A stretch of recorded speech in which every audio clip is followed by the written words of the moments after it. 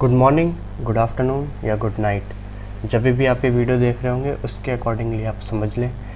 और जैसे आपको पता है कि कुछ दिनों से हम लोगों ने काफ़ी सारे वीडियोस डाले हैं ये प्रीवियस ईयर पेपर्स पे, जैसे कि आपका जून 2019 का आपका जो पेपर था पॉलिटिकल साइंस का, हिस्ट्री का, फिर दिसंबर 2019 का आपका political science, history, geography, Hindi, इन सारे पेपर्स को हम लोगों ने डाला है।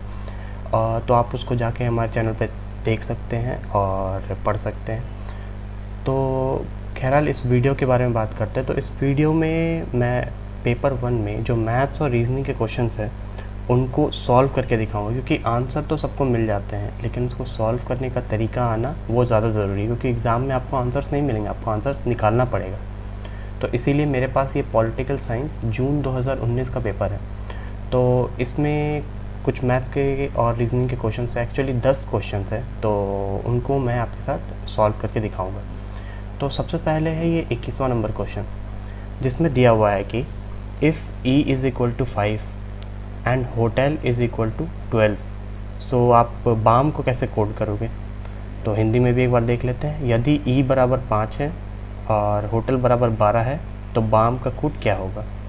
तो यहाँ पे आपको देखना सबसे पहले ये है कि ई बराबर 5 क्यों दिया है। ई बराबर 5 इसीलिए दिया है क्योंकि अल्फ़ाबेट ऑर्डर में इंग्लिश के A1 होता है, B2 होता है, C3 होता है, D4 होता है और जो E है वो 5 होता है, इसलिए E5 दिया हुआ है। तो इसका मतलब जो H होगा वो आपका हो जाएगा 8, जो O हो जाएगा वो होगा आपका 15, जो T होगा वो आपका हो जाएगा 20, जो E है आपका वो दिया हुआ है 5 और जो L है आपका वो हो जाएगा 12। अब इन सबको आपको क्या करना है, जोड़ना है। तो आप इन सबको जोड़ोगे टोटल तो आएगा आपका 60। अब 60 आने के बाद आपको यहाँ पे ये देखना है कि होटल में कितने लेटर्स हैं। जैसे होटल में कितने लेटर्स हैं, 1 2 3 4 5, 5 लेटर हैं। तो आपको डिवाइड कर देना है 5 से। 5 से डिवाइड करने पे क्या आएगा आपका 12।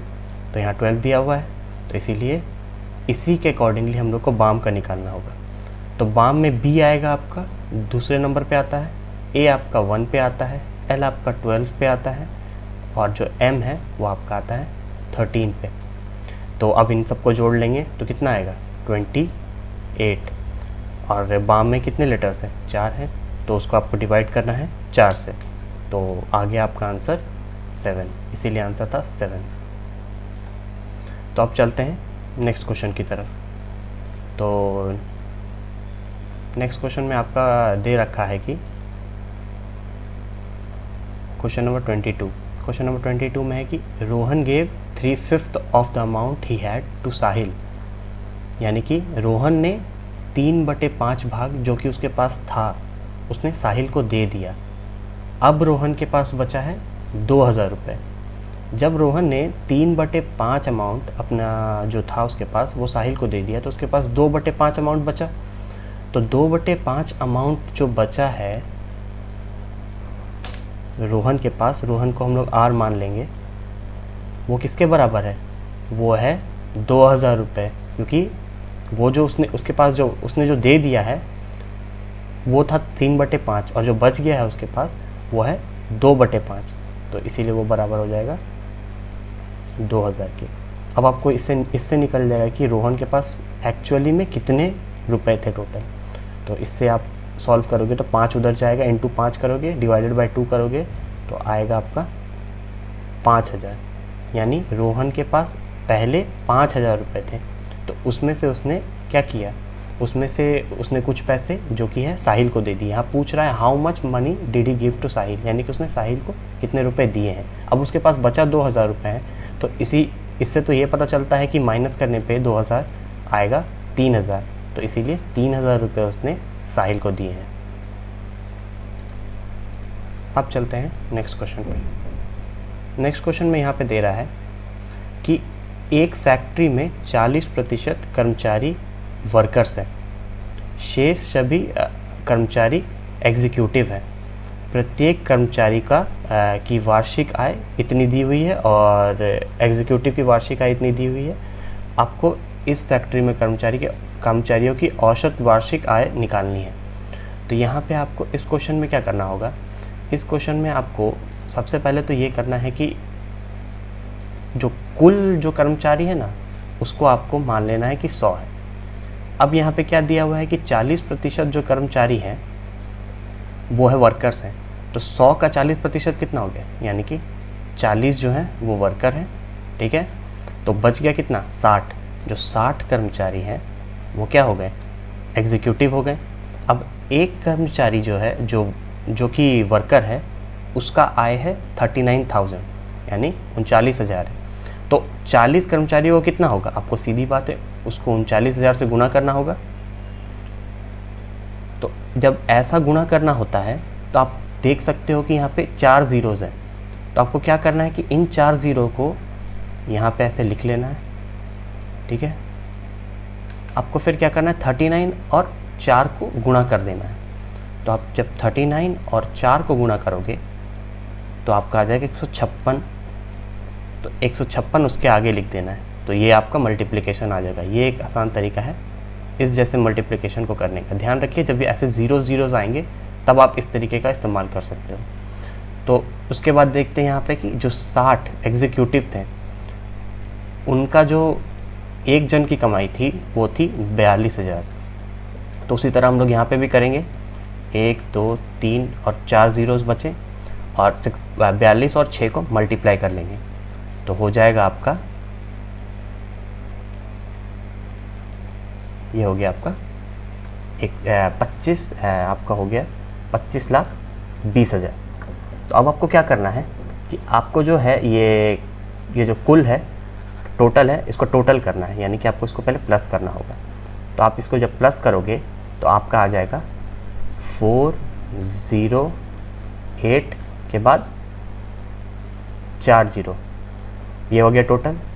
और आपको क्या निकालना है, यहाँ पे आपको औसत निकालना है। तो औसत निकालने के लिए आपको जब पता है कि टोटल आपके पास 100 लोग थे तो 100 से आपको डिवाइड करना होगा, तो 2 ज़ीरो चला जाएगा, तो बचा क्या 40800। तो आंसर आ गया ना। तो यही है इसका सही तरीका करने का। चलिए तो फिर अब चलते हैं नेक्स्ट क्वेश्चन में। नेक्स्ट क्वेश्चन नंबर 24 में दिया हुआ है कि समीर जो है, समीर किसी दूरी को पैदल तय करता है, थोड़ी दूरी को पैदल तय करता है और फिर सवारी से वापस लौटता है। यानी यहाँ पे आपको बोल रहा है कि समीर है, यहाँ से लेकर यहाँ तक गया, पैदल गया, ठीक है। फिर उतनी ही दूरी वो वापस आया किसी गाड़ी में, ठीक है। तो ये दोनों दूरी जो है वो बराबर होगी, जिसमें उसको कुल 40 मिनट लगे हैं। इसको दोनों को जोड़ोगे तो अब 40 मिनट लगे उसे। अब यहाँ पे बोल रहा है वह दोनों तरफ पैदल जाना और लौटना 60 मिनट में कर सकता है। अगर वो यहाँ से यहाँ तक पूरा पैदल जाए तो वो 60 मिनट में कर सकता है। इसका मतलब यहाँ से यहाँ जाने में उसको 30 मिनट लगेगा और यहाँ से यहाँ जाने में उसको 30 मिनट लगेगा अगर वो पैदल जाए। पर हम लोगों को यहाँ पे दिया हुआ है कि वो 40 मिनट में एक तरफ पैदल जाता है और फिर एक तरफ गाड़ी से जाता है। तो जब एक तरफ पैदल जाता है तो वो 30 मिनट तय करेगा और फिर 1 मिनट जब ये गाड़ी से जाता है तो टोटल जब 40 है तो 40 से आपको 30 माइनस करना होगा, यानी कि आपका आ गया 10 मिनट। वो 10 मिनट गाड़ी से जाता है। अब देखिए क्वेश्चन में क्या पूछ रहा है, उसको दोनों तरफ सवारी से जाने और वापस लौटने में कितना समय लगेगा। अब देखिए जैसे कि गाड़ी से जाने में उसको एक तरफ कितना समय लगा, 10 मिनट लगा। तो सीधी बात है कि आपको दोनों तरफ उसको जाने में कितना लगेगा, 10 + 10 20 मिनट। कितना आसान था ये क्वेश्चन। तो इस तरीके से आप इसको सॉल्व कर सकते हैं। चलिए अब आते हैं नेक्स्ट क्वेश्चन पे। अगले क्वेश्चन पे दिया हुआ है कि ग्राहक को 10% की छूट देने के पश्चात 8% लाभ प्राप्त करने के लिए किसी वस्तु को लागत मूल्य से कितना अधिक प्रतिशत पर अंकित मूल्य निर्धारित किया जाना चाहिए। जैसे आपको यहाँ पे बोल रहा है कि कॉस्ट प्राइस से कितना ऊपर होना चाहिए ताकि उसको प्रॉफिट हो जाए 8% का, 10% डिस्काउंट देने के बाद। तो आप यहाँ पे भी वही चीज़ कर सकते हैं कि जैसे आपको जो कॉस्ट प्राइस है, यानी कि कॉस्ट प्राइस को आप मान लीजिए हो गया आपका 100, ठीक है। और यहाँ क्या बोल रहा है आपको जो फ़ायदा है, फ़ायदा उसको 8% का हो रहा है। अगर 8% का फ़ायदा हो रहा है यानी कि उसका जो सेलिंग प्राइस है जिसमें उसने बेचा वो हो जाएगा 108 रुपये, क्योंकि 8% 100 का 8 रुपये होता है। फिर आप जोड़ दीजिएगा तो सेलिंग प्राइस आ जाएगा, तो 108 रुपये हो गया।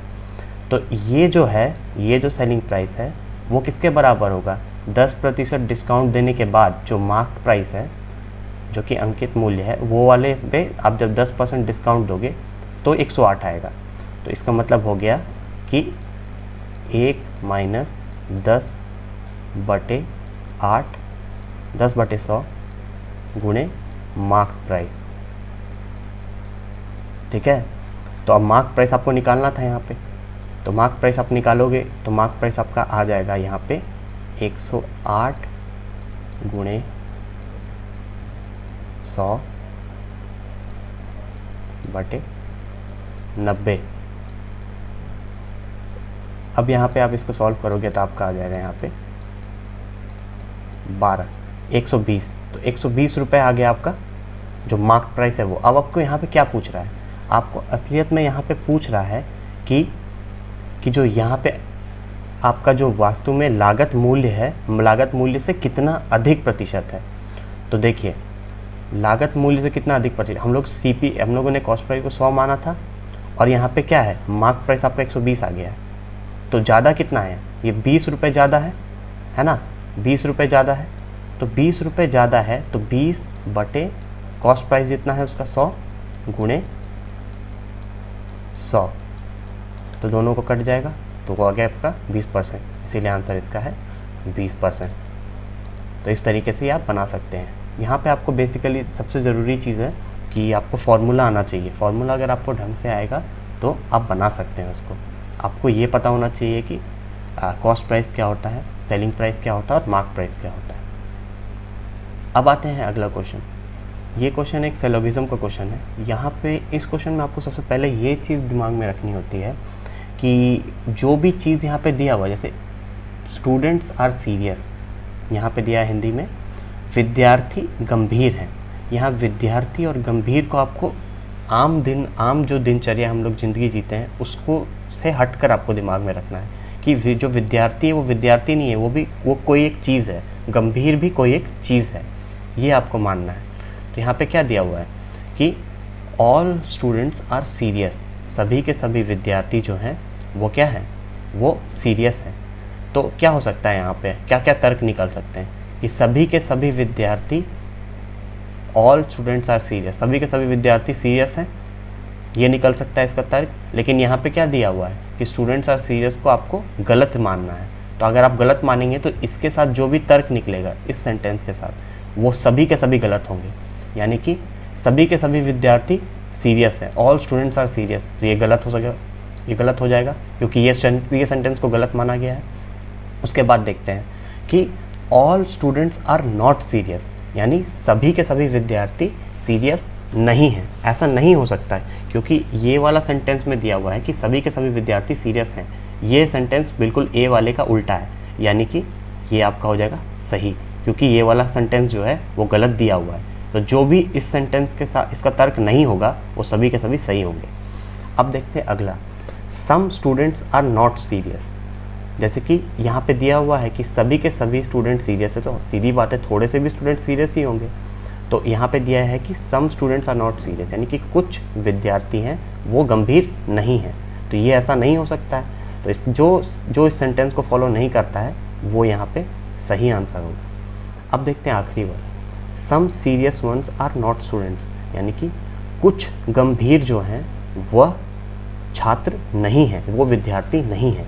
तो ऐसा हो ही नहीं सकता क्योंकि कुछ जो सीरियस हैं वो विद्यार्थी होंगे ही होंगे, क्योंकि सारे के सारे विद्यार्थी गंभीर हैं। तो इसीलिए ये हो जाएगा आपका गलत। तो इसीलिए सही आंसर यहाँ पे है बी एंड सी। चलिए अब आ जाते हैं हम लोग अगले क्वेश्चन पे। अगले क्वेश्चन पे यहाँ पे देखिए एक और सिलोगिज्म का क्वेश्चन आ गया है जिसमें दिया हुआ है कि सम रिंग्स आर बेल्स और no ring is an ornament. अब देखिए इसको सही ढंग से करने का तरीका ये है, सबसे पहले आपको यहाँ पे जो भी दिया हुआ रहता है ना, इसको आपको ढंग से एक गोले में बनाना होता है। जैसे कुछ अंगूठियाँ घंटियाँ हैं, तो गोला बनाइए, सर्कल्स बनाइए। जैसे एक ऐसा हो गया, कुछ अंगूठियाँ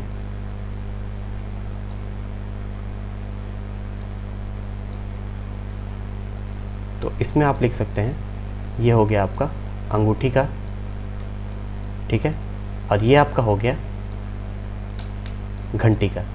तो यहाँ पे हो गया कुछ अंगूठियाँ घंटियाँ हैं, ये बीच वाला हिस्सा जो है, ठीक है। कोई अंगूठी आभूषण नहीं है, यहाँ पे बोल रहा है आपका कोई अंगूठी आभूषण नहीं है, यानी अंगूठी का कोई भी हिस्सा आपका आभूषण नहीं होगा।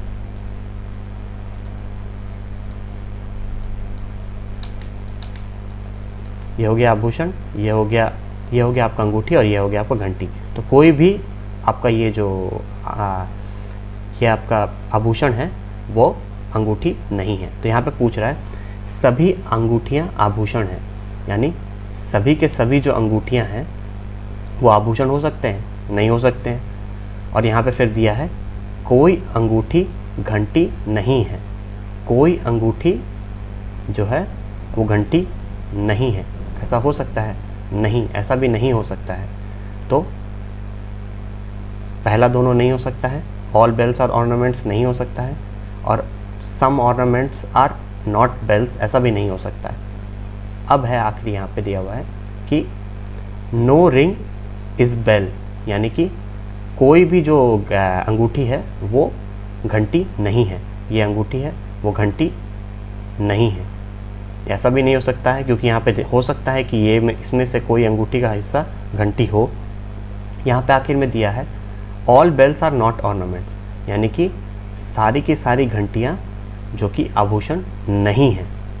हाँ, तो ऐसा हो सकता है कि सारी की सारी अंगूठियाँ आभूषण, क्योंकि कुछ हिस्सा जो है, कुछ हिस्सा घंटी का वो आभूषण है, तो ये कुछ हिस्सा जो है, ये जो कुछ हिस्सा है वो अंगूठी का हिस्सा बिल्कुल भी नहीं हो सकता। इसीलिए all bells are not ornaments. अब आते हैं अगले क्वेश्चन पे।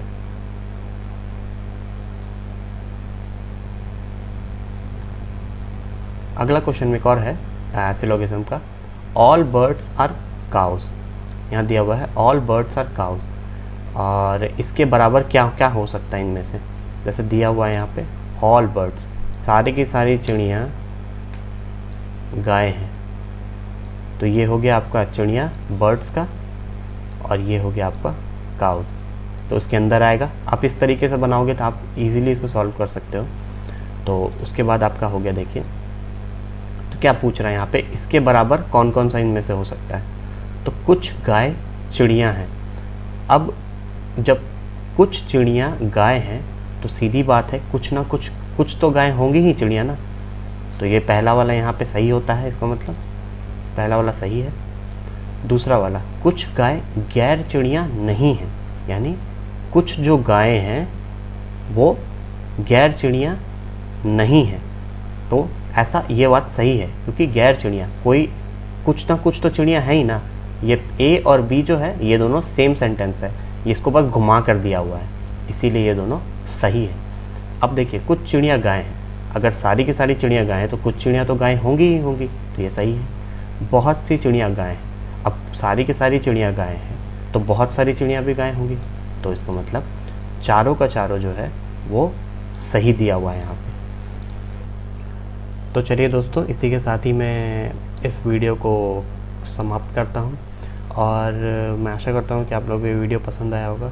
अगर ये वीडियो आप लोगों को पसंद आया है, और अगर आप और भी अलग अलग पेपर के में से मैथ्स और रीजनिंग के क्वेश्चन चाहते हो तो प्लीज़ कमेंट में बताएं, और टेलीग्राम ग्रुप हमारा ज्वाइन करें। उसमें आप कुछ जो भी आपके क्वेश्चन है उसको आप स्क्रीनशॉट भेजकर या फिर फ़ोटो खींचकर वो आप भेज सकते हो उसमें, तो मैं कोशिश करूँगा कि उसको सॉल्व करूँ और वहीं पे आपको आंसर दे सकूँ। थैंक यू, और फिर मिलेंगे अगले वीडियो पे।